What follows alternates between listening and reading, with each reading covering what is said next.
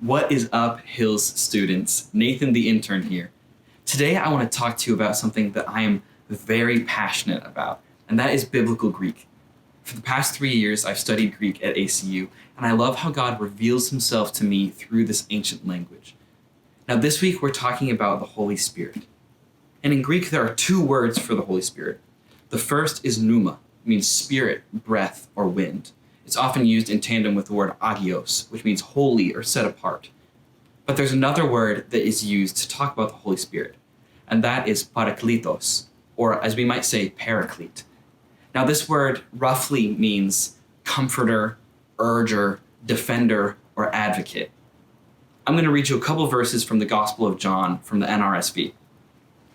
John 14:16 and the surrounding verses say this: "If you love me, you will keep my commands, and I will ask the Father, and he will give you another advocate to be with you forever. This is the Spirit of truth, whom the world cannot receive because it neither sees him nor knows him. You know him because he abides with you, and he will be in you." Now, a couple verses later, in verse 25, it says this: "I have said these things to you while I am still with you.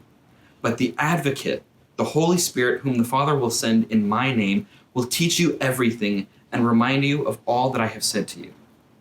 Now, when it said advocate in those verses, that Greek word is paraclete.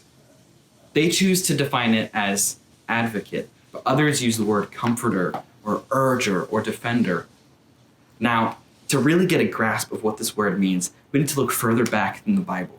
We need to look at some Greco-Roman philosophers and historians. Every time they use the word paraclete, they're meaning someone who comes and represents someone else in court, or someone who comes to defend another person. Now, I love what this says about the Holy Spirit in our lives. We cannot measure up to what we need to be for God. We can never repay him through any action, but through faith. And in faith, the Holy Spirit comes down, descends to our level, and advocates for us before God. He says, "Nathan, I know that you're not enough, but I'm here to defend you. I'm here to jump into that courtroom and to stand by your side, to hold your hand, to comfort you, and to be your advocate before the throne of God. Now, I know that you're not going to remember everything all the time, but I'm going to be here to remind you. I'm going to be here within you all the time. I'm going to be an advocate for you not only before God, but before your friends, before your enemies, before your coworkers. I will always be there by your side, advocating for you." Now, I think that that's just beautiful.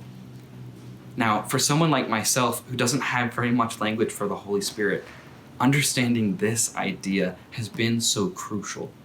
Understanding that the Holy Spirit is a person of God. He is God, fully divine, but who is living among each and every one of us, advocating for us before God, lifting us up when we fall down. Now that is unconditional love. We can always turn to the Spirit.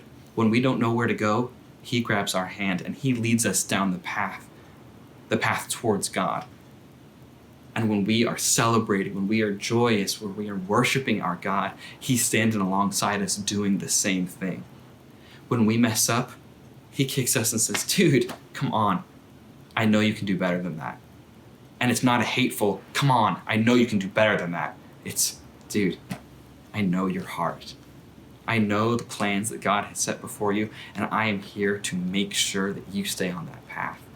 I am here to urge you in the right direction. I'm here to shepherd you towards the Father." And that is why I love the Greek language, because it adds these nuances to these ideas that seem totally unable to be grasped. So I challenge you guys, as we continue to talk about the Holy Spirit, understand that you don't have to have all of the answers. This is such a large topic. But remember that even when you are at your lowest, God has sent an advocate before himself to be with you through the good times, through the bad times, one who fights on your behalf and leads you in the right direction. Thanks, y'all, and I'll see you soon.